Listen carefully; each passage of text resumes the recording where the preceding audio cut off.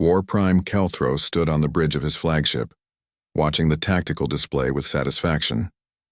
The Hegemony Coalition's fleet had arrived at the edge of Earth's solar system exactly on schedule. 36 massive warships hung in space, their weapons charged and ready. The deadline had passed 3 days ago, and the humans had refused to surrender their world. Kelthros was not surprised. Primitive species often needed to be taught harsh lessons before they accepted reality. His fleet would provide that education quickly and efficiently. "Status report," Kelthros commanded, his deep voice echoing through the bridge. His species, the Korvaxi, were natural warriors. Their thick shells and multiple eyes made them excellent at tracking multiple targets during battle. "Human defensive positions identified," reported his tactical officer. "They have orbital stations around their planet and moon. Several patrol craft are moving to intercept us. Their technology appears to be basic as expected." Kelthros nodded. Intelligence reports had shown that Earth's nations still maintained separate military forces. The humans had barely managed to coordinate their space exploration efforts, let alone create a unified defense system. This would be easier than conquering the rebellious miners of asteroid belt Gamma. On Earth, Commander Choi Hye-jin sat in a hidden command center deep beneath the mountains of South Korea. Banks of computers surrounded her, showing data streams from across the galaxy. Her team of analysts worked quietly at their stations, monitoring coalition communications and fleet movements. "Phase 1 is proceeding as planned," she reported to General Yoon Dong-wook via encrypted transmission. "The coalition fleet has taken position exactly where we expected. War Prime Kelthros is following standard engagement protocols." General Yoon's face appeared on her screen, his expression calm. "Excellent. And our assets in their home systems?" "Captain Kim Woo-bin's teams are in position," Choi Hee-jin replied. 12 systems, 47 strategic targets. They're waiting for your signal." "Good. Let the coalition think they know what they're dealing with. The longer they underestimate us, the better." The call ended and Choi Hee-jin returned her attention to the tactical displays. For the past 18 months, while Earth appeared to be fumbling through basic space politics, her intelligence teams had been mapping every coalition military base, supply depot and command center across their territory. The aliens thought humans were too primitive to mount effective espionage operations. They were about to learn otherwise. Back in space near Earth, the first engagement began. Human patrol ships moved toward the coalition fleet in what appeared to be a desperate, disorganized attack. The small Earth vessels fired primitive missiles and energy beams that barely scratched the aliens' advanced shields. Kelthros watched the pathetic display with something resembling pity. "Destroy those ships," he ordered. "Try not to kill all the humans. We'll need some alive to serve as examples for the others." Coalition weapons tore through the human patrol craft with ease. Explosions bloomed in the darkness as Earth's defenders were swept aside. Within hours, the coalition fleet had destroyed 3 orbital stations and was preparing to bombard Earth's major cities. "Send a message to the human leadership," Kelthros commanded. "Tell them they have 6 hours to surrender unconditionally, or we will begin systematic destruction of their population centers." On Earth's surface, the global news network showed scenes of panic and despair. Crowds filled the streets of major cities, some demanding immediate surrender, others calling for futile resistance. The world's leaders appeared on television, their faces grim as they spoke about humanity's darkest hour. But in the hidden command centers, a different kind of preparation was taking place. Admiral Lee Tae-ho reviewed final attack plans with his senior officers. These weren't the broken, desperate humans that the coalition expected to find. These were professional military leaders who had been planning for this moment since Earth's first contact with alien civilizations. "Remember," Lee Tae-ho told his staff, "the key to this operation is timing. We let them commit fully to their attack before we reveal our true capabilities. Once they think they've won, we show them what human warfare really looks like." Dr. Park So-jin, still at the research station on Kepler 442b, watched the news feeds with growing understanding. The other alien scientists at the station were celebrating what they saw as humanity's inevitable defeat. Dr. Vextal had brought a bottle of Mordax celebration wine to share with his colleagues. "It is almost over," Vextal said, his forearms gesturing expressively. "The humans fought bravely, but primitives cannot stand against advanced technology. Perhaps now they will accept their proper place in the galaxy." Park So-jin nodded politely, but her mind was racing. The encrypted message she had received made more sense now. Her research on the water cleaning plants wasn't just academic. She had been studying how these organisms could rapidly adapt to new environments and toxic conditions. If Earth scientists had developed similar adaptation technologies, that night she sent another report to Ambassador Lim Da-yoon, describing the aliens' confidence in their victory. But she also included detailed notes about biological adaptation systems and their potential military applications. Somehow she sensed that her research might be more important than anyone had told her. Meanwhile, Captain Kim Woo-bin crouched in the ventilation system of a coalition supply depot on the world of Nexus Prime, deep in hegemony territory. His team of 12 human Special Forces soldiers had been hiding in this facility for 6 weeks, inserted during what the aliens thought was a routine cargo delivery. Kim Woo-bin's earpiece crackled with the signal he'd been waiting for. "Phoenix, this is Eagle's Nest. Operation Reciprocal Education is now active. Repeat, Reciprocal Education is active." He smiled grimly and activated his team's communication network. "All units, this is Phoenix Leader. Time to teach the galaxy about human warfare. Execute Phase 2. Across 12 star systems, similar teams of human operatives emerged from their hiding places. They had been positioned months in advance, using forged identification documents and stolen alien transport ships. While the Coalition focused on Earth's obvious military assets, they had completely missed the human infiltration of their own territory. The attacks began simultaneously. Coalition supply depots exploded in brilliant flashes of light. Command centers found their communication networks suddenly filled with garbage data and false orders. Military bases discovered that their weapon systems were infected with computer viruses that made targeting impossible. On the flagship near Earth, War Prime Kelthros received the first reports with disbelief. "What do you mean explosions across our territory? How is this possible?" His communication officer, a nervous member of the insectoid Thecri species, clicked his mandibles anxiously. "Sir, we're receiving reports from all 12 home systems. Supply depots, communication relays, even some military bases. The attacks appear to be coordinated." "Coordinated by whom?" Kelthros demanded. "Our intelligence showed that humans lack the technology for faster-than-light infiltration operations." But even as he spoke, more reports flooded in. The humans hadn't just attacked military targets. They had somehow identified and struck at the Coalition's most vulnerable points. The manufacturing centers that produced their advanced weapons, the fuel processing plants that powered their fleets, even the food production facilities that fed their armies. Admiral Lee Tae-ho chose that moment to reveal Earth's first surprise. Hidden bases across the solar system suddenly came online, revealing defensive positions that the Coalition scanners had somehow missed.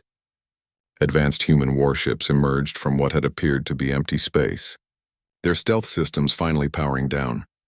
"This is Admiral Lee Tae-ho of the Earth Defense Force," came the broadcast to the Coalition fleet. "You have exactly 1 hour to withdraw from our system, or we will demonstrate why attacking humanity was the worst mistake your species have ever made." Kelthros stared at the tactical display in shock.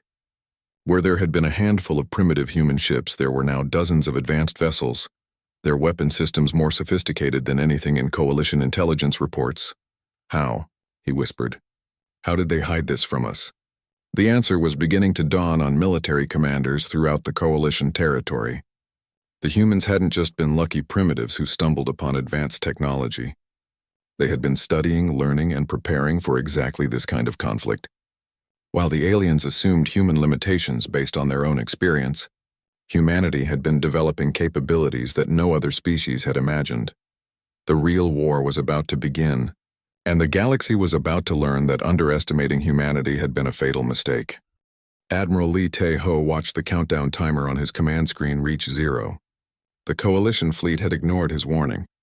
War Prime Kelthros apparently believed that humanity's revealed ships were some kind of desperate bluff. He was about to learn the difference between human warnings and human promises. "All units execute Operation Reciprocal Education, Phase 3, Lee Tae-ho commanded. "Show them what we learned from studying their tactics for the past 2 years." The human ships moved with precision that shocked the Coalition forces. Instead of charging directly at the alien fleet like primitive warriors, they split into small groups and began attacking from multiple angles. But this wasn't the real surprise. The real surprise was what happened next. Human weapons didn't behave like anything the Coalition had seen before. Instead of standard energy beams or explosive missiles, Earth ships fired what looked like clouds of metallic dust. The alien commanders laughed at first, thinking the humans were shooting debris at their advanced shields. Then the dust clouds reached the Coalition ships, and the laughter stopped. The metallic particles weren't debris. They were microscopic machines that Dr. Park So-jin's research had helped develop. Based on her studies of adaptive organisms, human scientists had created tiny robots that could analyze and break down alien shield technology in real time. Within minutes, Coalition shields began failing across the fleet. Systems that had protected alien vessels for thousands of years simply stopped working as the human. Nanobots rewrote their basic programming. War Prime. Kelthros stared in horror as his flagship's main shield generator went offline. "What are they doing to us?" he demanded. His tactical officer had no answers. "Sir, our shields are being attacked at the molecular level. The human weapons are somehow rewriting our defensive systems. This technology, it shouldn't be possible, but the humans were just getting started." Captain Kim Woo-bin's voice crackled over encrypted channels from the Coalition supply depot on Nexus Prime. Phase 3 successful. Enemy fuel production down 60% across all target systems. Moving to Phase 4. Across the galaxy, human strike teams emerged from hiding to launch coordinated attacks on infrastructure the Coalition had never thought to defend. While alien military doctrine focused on protecting warships and fortresses, humans targeted the boring but vital systems that kept advanced civilizations running. Power plants exploded. Communication networks went dead. Food distribution centers burned. Transportation hubs fell silent. The Coalition had never faced an enemy that deliberately attacked civilian infrastructure. In their thousands of years of civilized warfare, battles were fought between military forces while keeping non-combatants safe. The idea of targeting supply lines and support systems was alien to them. It was not alien to humans. Commander Choi Hee-jin monitored the chaos from her command center beneath the Korean mountains. Her screen showed Coalition military units across 12 star systems, confused and desperate as their support networks collapsed around them. "Phase 4 is exceeding all projections," she reported to General Yoon Dong-wook. "Enemy forces are attempting to regroup, but they're running low on fuel, ammunition, and food. Their communication system is completely compromised." "Excellent," General Yoon replied. "Begin Phase 5. It's time to introduce them to human biological warfare." Dr. Park So-jin, monitoring events from her research station, finally understood why her plant studies had been so important. The water-cleaning organisms she had been researching were more than just interesting biology.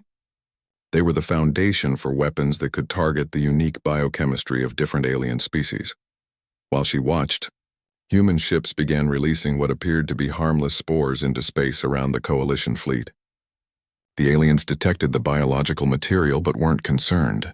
Their species had evolved on different worlds with different atmospheres.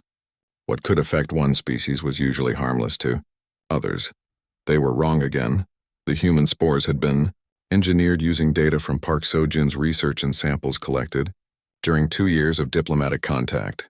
Each spore contained multiple payloads designed to target specific alien physiologies. The Korvaxi found their thick shells becoming brittle and cracking. The insectoid Thackeray discovered their breathing systems clogging with foreign proteins. The Mordak watched in horror as their forearms became weak and unresponsive. War Prime Kelthros felt his own shell beginning to itch and crack as the human bioweapons took effect. "Medical teams to all decks," he commanded, but his voice was becoming weak. "Find a cure for whatever the humans have done to us." But there was no cure readily available.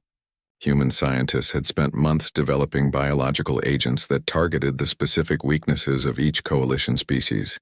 While alien medical technology was advanced, it was designed to treat known diseases and injuries, not engineered bioweapons that attacked biological systems in completely new ways.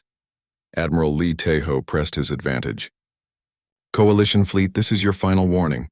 Withdraw immediately, or we will escalate to weapons that will make your current situation seem pleasant." Kelthros tried to respond, but his communication systems were failing. Human cyber warfare specialists had infiltrated every Coalition network, filling their channels with false orders and random noise.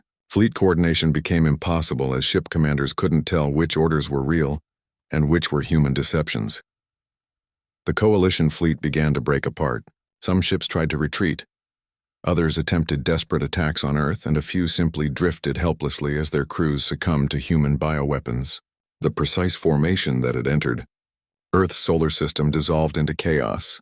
But the real devastation was happening in the coalition's home territory.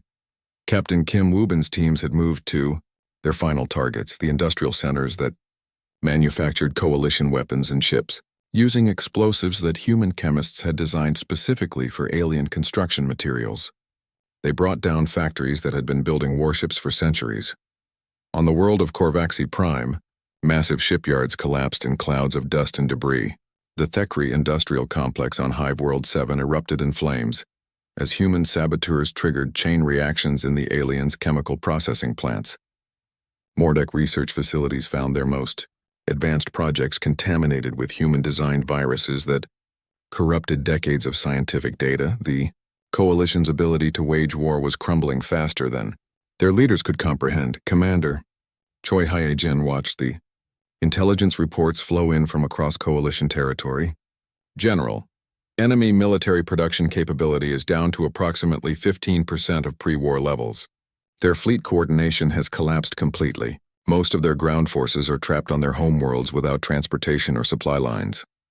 General Yoon Dong-wook nodded grimly. How long has it been since they issued their ultimatum? 7 days, sir. 7 days to dismantle a military alliance that controlled half the galaxy for over 1,000 years. General Yoon paused, considering the implications. I think we've made our point. Back on Earth, crowds that had been panicking just days before now watched the news in stunned silence. The reporters could barely keep up with the flood of information coming from the front lines. Humanity hadn't just defended itself against the mighty coalition. It had systematically destroyed their enemy's ability to make war. Dr. Park So-jin received a personal message from Ambassador Lim Da-eun. Your research was instrumental in our victory. The biological adaptation principles you discovered made our bioweapons possible. Well done. She stared at the message, finally understanding her role in the larger plan. While she had been studying innocent plants on an alien world, Earth scientists had been preparing for the possibility of galactic war. Her research on adaptive organisms had become part of humanity's most effective weapons. The other scientists at her station were no longer celebrating.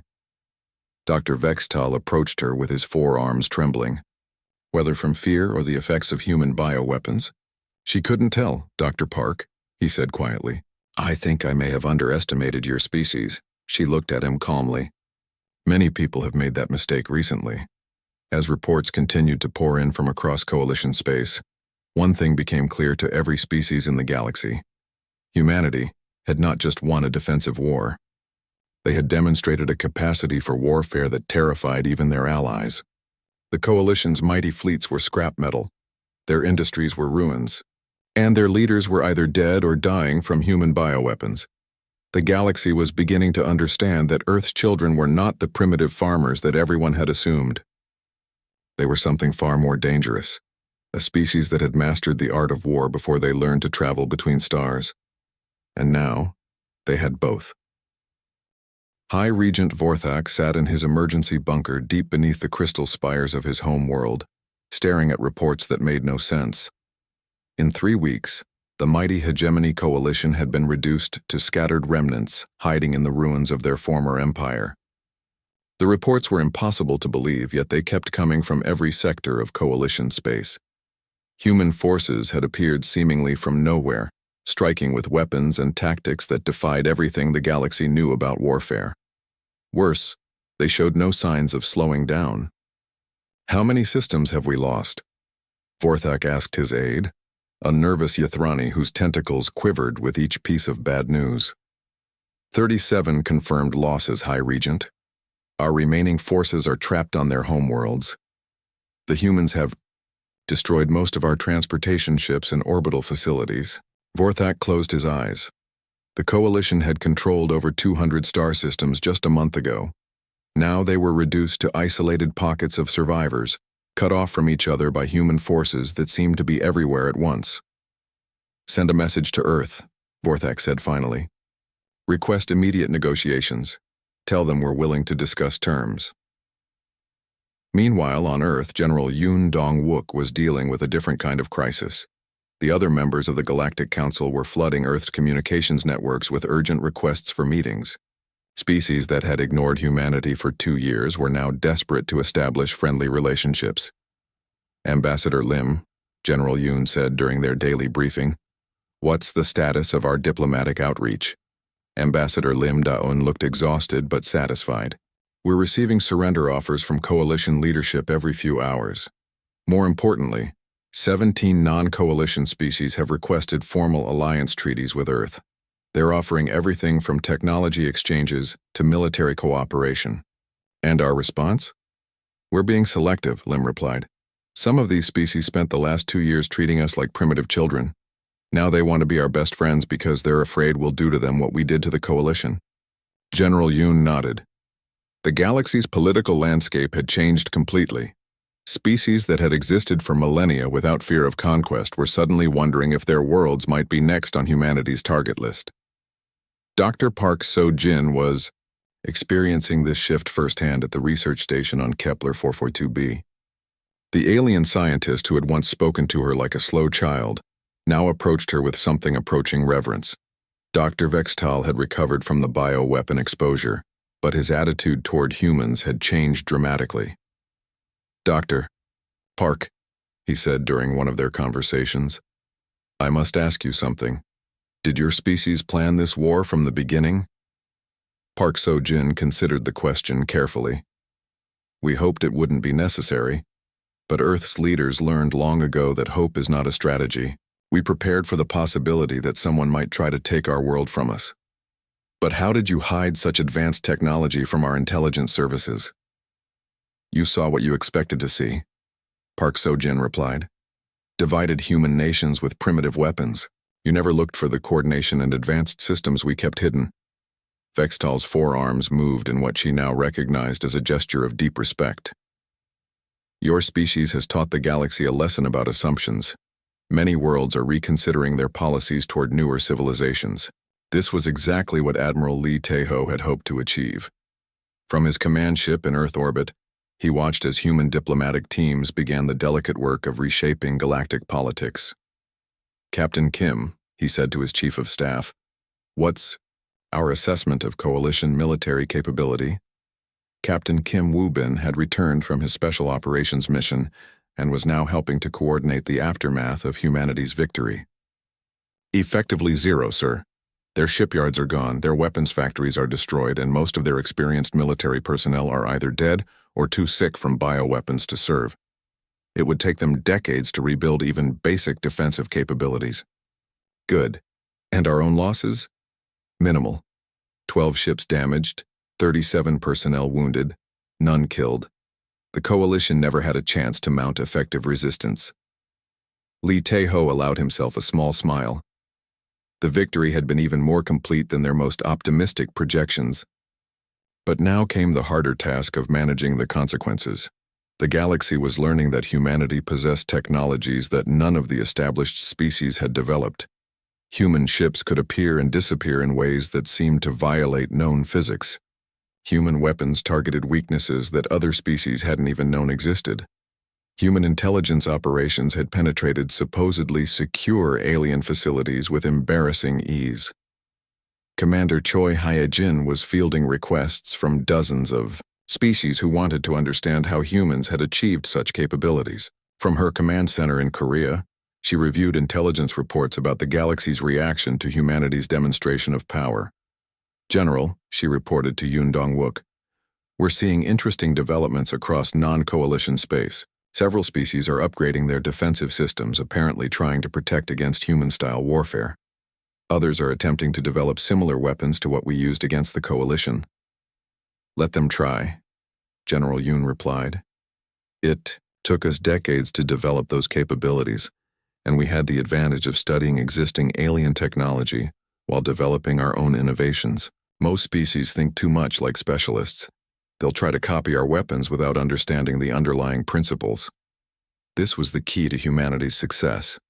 While other species had developed advanced technology by perfecting techniques, over thousands of years humans approached problems differently. They combined technologies in unexpected ways, borrowed concepts from multiple fields, and weren't limited by traditions about how things should be done. Human faster-than-light travel didn't just move ships from point A to point B. It incorporated stealth technology that made vessels nearly invisible to alien sensors. Human weapons didn't just destroy targets. They analyzed alien defenses in real time and adapted their attack methods accordingly. Human intelligence operations didn't just gather information. They actively manipulated enemy communications and decision-making processes. Dr. Park So-jin's biological research was just one example. While alien scientists studied life forms to understand their basic properties, human scientists looked for ways to weaponize, modify, and improve everything they encountered. The water cleaning. Plants that had fascinated Park So-jin became the foundation for bioweapons that could target specific alien physiologies. As news of the Coalition's complete defeat spread across the galaxy, other species began to reconsider their relationships with Earth. The Galactic Council, which had barely acknowledged humanity's existence just weeks before, now found itself facing a new reality. Ambassador Lim Da-un stood before the Council Assembly, no longer the ignored representative of a minor species. The massive chamber, which could hold delegates from over 300 worlds, was packed with beings who had come to hear humanity's terms for the post-war galaxy. Honored delegates, Lim Da-un began, her voice carrying clearly through the translation systems. Earth wishes to establish new relationships based on mutual respect, rather than assumptions about technological or cultural superiority. The chamber was silent. Species that had existed since before Earth's sun was born listened to a representative from a species that had reached the stars just decades ago. The Hegemony Coalition made the mistake of believing that newer civilizations are automatically inferior civilizations. Lim continued, "We have demonstrated that this assumption can be fatal. We hope other species will learn from their example." High Regent Vorthak, appearing via communication link from his bunker, finally spoke the words that everyone in the galaxy had been expecting. "On behalf of the remaining Coalition leadership, I formally surrender all hostilities against Earth and request mercy for our surviving populations." The chamber erupted in whispers and shocked exclamations. The Hegemony Coalition, which had dominated galactic politics for over 1,000 years, was officially surrendering to a species that most delegates had considered primitive just a month ago. Admiral Lee Tae-ho received the news aboard his flagship and felt a mixture of satisfaction and concern. Humanity had won the war, but now they faced the more complex challenge of winning the peace. The galaxy would never again underestimate human capabilities, but fear and respect were not the same thing as friendship and cooperation. The real test would come in the months ahead, as humanity worked to establish its place in a galactic community that had been permanently changed by Earth's merciless response to the Coalition's ultimatum. 6 months after the Coalition's surrender, Ambassador Lim Da-un stood in the newly constructed Earth Embassy on Galactic Council Prime. The building was a symbol of humanity's changed status in the galaxy. Where Earth had once shared a small office with 3 other minor species, humans now occupied an entire complex that rivaled the embassies of the most powerful civilizations. Through her window, Lim could see the massive construction projects that were reshaping the diplomatic district. The old Hegemony Coalition embassy had been demolished, its crystal spires replaced by a memorial garden for the victims of what galactic historians were already calling the Human War. "Ambassador," her aide announced, "High Regent Vorthak has arrived for his appointment." Lim nodded and straightened her formal diplomatic robes. The former leader of the Coalition was no longer the proud ruler who had demanded Earth's oceans. He was a broken being, representing the scattered remnants of 12 once mighty civilizations. Vorthak entered her office slowly, his movements showing the lingering effects of human bioweapons. The medical treatments had saved his life, but he would never fully recover from the engineered pathogens that had targeted his species' unique biology. "Ambassador Lim," he said quietly, "I come before you today to finalize the reparations agreement. Please, sit," Lim replied, gesturing to a chair designed for his species. Before we discuss the final terms, I want you to understand something. Earth could have demanded much more from your people. Vorthak's alien features couldn't show human emotions, but his posture conveyed defeat and shame. I am aware of your restraint. My species studied the weapons you used against us. Your scientists could have made them more permanent. This was true. The human bioweapons had been designed to cause suffering and disable enemy forces, but not to create permanent genetic damage. Earth's military leaders had deliberately chosen weapons that would terrify their enemies while leaving open the possibility of eventual recovery. Earth's terms remain the same, Lim continued. Complete dissolution of the Hegemony Coalition, reparations to cover our military expenses, and most importantly, recognition of humanity's right to exist in our own solar system without interference. Agreed, Vorthak replied immediately. My people have no desire to repeat the mistakes that led to our defeat. After Vorthak left, Lim reviewed the reports that had been flooding in from across the galaxy. The political changes triggered by humanity's victory were still spreading throughout civilized space. On Earth, General Yoon Dong-wook was dealing with a different set of consequences. Every major species in the galaxy wanted to establish formal diplomatic relations with humanity. Trade offers, technology exchanges, and military cooperation proposals arrived daily at Earth's diplomatic offices. The Zephyrians want to purchase our stealth technology, General Yoon's aide reported during their morning briefing. They're offering their entire database of stellar cartography in exchange. Declined, General Yoon replied without hesitation. We're not selling our military advantages to anyone, no matter what they offer. This was part of humanity's careful strategy for managing their new status. Earth would share some technologies and cooperate on scientific projects, but the weapons and systems that had won the war would remain human secrets. Dr. Park So-jin had returned to Earth to head the new Interspecies Biological Research Institute. Her small laboratory on Kepler 442b had been replaced by a massive facility in the Swiss Alps, where teams of human and alien scientists worked together on projects that would have been unimaginable just a year ago. Dr. Park, her research assistant said, the Mordak delegation has submitted another request to study your adaptive organism research. Park So-jin smiled as she reviewed the proposal.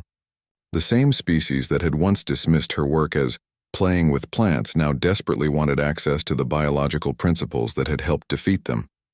Approve the request, she said, but limit their access to the basic research only.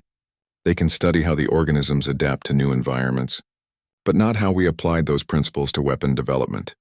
Meanwhile, Captain Kim Woo-bin was training a new generation of human special forces operatives. The success of his infiltration missions during the war had convinced Earth's leaders that they needed permanent deep cover assets throughout the galaxy. Remember, he told his trainees, the aliens still don't fully understand how we penetrated their security systems. They're upgrading their defenses against the methods they know we used, but they can't defend against techniques they haven't discovered yet. The young operatives listened carefully. They would spend years integrating into alien societies, learning their weaknesses and monitoring potential threats to Earth. Humanity would never again be caught unprepared for galactic conflict. Admiral Lee Taeho had been promoted to Supreme Commander of Earth's Defense Forces, overseeing the rapid expansion of human military capabilities.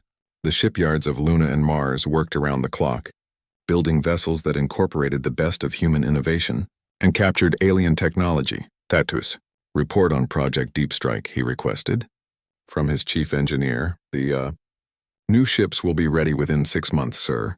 They incorporate improvements based on everything we learned during the Coalition War. Stealth systems that are completely invisible to known alien sensors, weapons that can adapt to any defensive system in our database, and most importantly, faster-than-light capabilities that will let us reach any point in the galaxy within days. Lee Taeho nodded with satisfaction. Earth was building the most advanced fleet in galactic history, combining human tactical thinking with the accumulated technology of dozens of alien civilizations. Commander Choi Hye-jin had expanded her intelligence operations to cover the entire galaxy. From her headquarters beneath the Korean mountains, she coordinated networks of agents and informants across hundreds of worlds. General, she reported to Yoon Dong-wook, we're detecting increased military cooperation between several non-aligned species. They appear to be sharing defensive technologies and coordinating their fleet movements. Are they preparing to challenge us? Unknown. It could be a defensive alliance formed out of fear of human expansion, or it might be preparation for some kind of preemptive strike. My assessment is that they're still too frightened to act directly against us, but they're taking precautions. General Yoon considered this information carefully.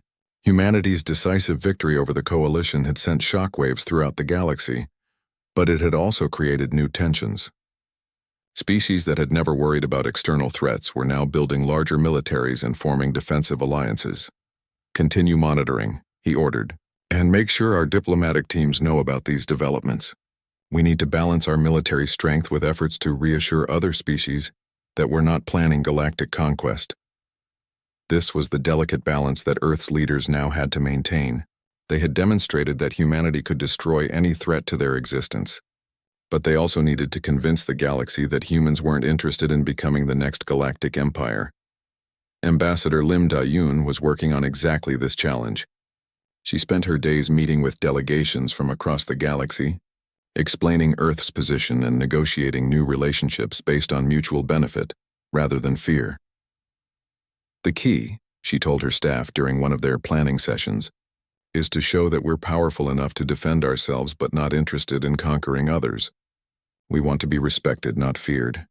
But some fear was inevitable. The galaxy had learned that humanity possessed weapons and tactics that could destroy civilizations that had existed for millennia. That knowledge would influence galactic politics for generations to come. As the first anniversary of the Coalition War approached, Dr. Park Seo-jin stood in her new laboratory, looking out at the alpine landscape where human and alien scientists worked side by side.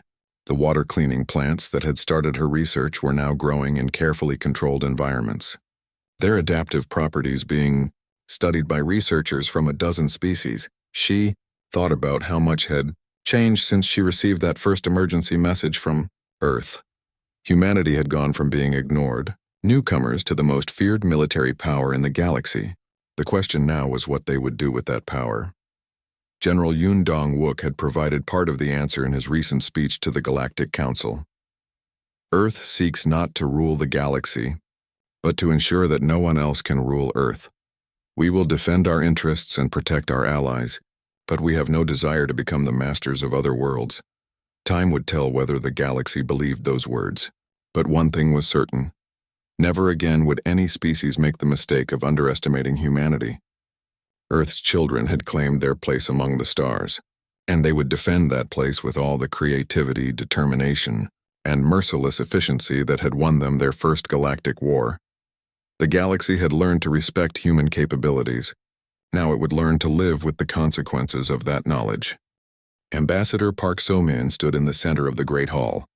Around her, 47 different alien species sat in their seats, watching her with eyes that glowed, blinked, or moved in ways human eyes never could.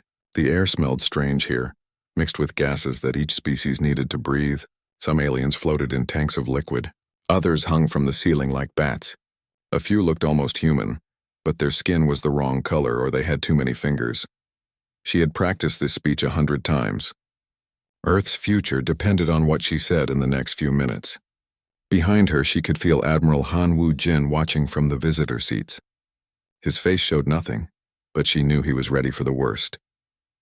Honored council members, Park Seo-min began, her voice carrying across the huge room. Humanity asks you to think carefully about this decision. We have given much to this galaxy. Our doctors have saved millions of lives. Our engineers have built stations that house your people. Our soldiers have died protecting council worlds from pirates and invaders. She paused and looked around the room. Some aliens nodded. Others made sounds that might have been agreement, but most just stared at her with cold eyes. Yes, we are young, she continued.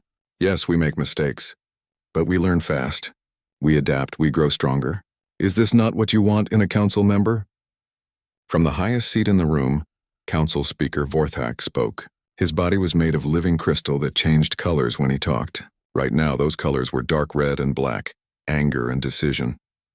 Ambassador Park Seo-min of Earth, Vorthak's voice rang like breaking glass. You speak of humanity's gifts to the galaxy, but you do not speak of humanity's crimes. Park Seo-min felt her heart sink. What crimes? We have followed all council laws. The crime of aggressive expansion, Vorthak replied. In 50 years, humanity has spread to more worlds than most species colonize in 500 years. The crime of military buildup. You have more warships than species twice your age. The crime of dangerous thinking. You question everything. You change everything. You make other species restless. Around the room, other aliens began to speak. Their words hit Park So-min like physical blows. Humans are too emotional, said a being that looked like a giant brain in a jar. They make decisions based on feelings, not logic. They reproduce too fast, added a creature covered in spikes. They will overrun the galaxy if we let them. They are always fighting something, complained a slug-like alien. Pirates, criminals, each other. Violence follows them everywhere. Park So-min tried to answer each accusation. We fight pirates because someone has to. We expand because we need room for our growing population. We build ships because the galaxy is dangerous. But she could see it was no use. Their minds were already made up. In the visitor section, Dr. Kim Tae-ho was not watching the trial. Instead, he was studying each alien species with careful eyes. He had brought a small device that looked like a tablet, but was really scanning everything around him. Ship designs, weapon types, defensive systems, all of it was being recorded. He had a feeling humanity would need this information soon. Next to him, Admiral Han Woo-jin sat perfectly still. The old soldier had been in many battles, and he knew when a fight was already lost. This was not really a trial. It was a ceremony. The council had decided to remove humanity long before today. We call for the vote, Vorthak announced. All in favor of removing humanity from the Galactic Council? One by one, lights appeared above each alien delegation. Red meant yes, remove humanity. Green meant no, let humanity stay. Blue meant no vote. Red light after red light filled the room. The Ethereal Collective voted red. The Hive Minds voted red. The Silicon Brotherhood voted red. Even species that had been helped by humans voted red. Park So-min watched the lights with growing horror. 43 red lights. Only 2 green, from species so small they barely mattered. 2 blue lights from species too afraid to choose sides. The vote is final, Vorthak declared. Humanity is expelled from the Galactic Council. You have 30 standard days to remove all human personnel from Council space. You will return all technology given to you by the Council. Any human ships found in Council territory after 30 days will be destroyed without warning. The crystal being's colors shifted to bright white, the color of final judgment. This decision cannot be appealed. Go now and do not return. Park So-min stood frozen for a moment. 50 years of human dreams destroyed in 5 minutes. Then she straightened her shoulders and walked toward the exit with her head held high. She would not let these aliens see her break. Admiral Han Woo-jin and Dr. Kim Tae-ho followed her out. In the corridor outside the Great Hall, the 3 humans stood in silence for a long moment. Admiral, Park So-min finally said, her voice shaking. What do we do now? Han Woo-jin looked back at the Great Hall, where aliens were already celebrating humanity's removal.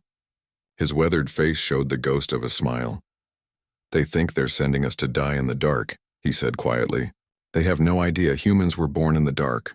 Dr. Kim Tae-ho held up his scanning device. I recorded everything. Their ships, their weapons, their weaknesses. They just made the biggest mistake in galactic history.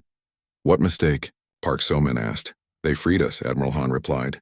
For 50 years we followed their rules, used their technology, stayed in their little box. Now we can build whatever we want, go wherever we want, become whatever we want. He turned to face both of them. Send a message to Earth, tell them to start packing. But also tell them to start planning. We're not going into exile. We're going to build something better. As they walked toward their ship, Park So-min began to understand. The Council thought they were punishing humanity. Instead, they had just removed every chain that held humanity back. For the first time since the trial began, she started to smile. Behind them in the Great Hall, the aliens continued their celebrations. None of them wondered what angry, clever, determined humans might do with complete freedom. They would learn soon enough.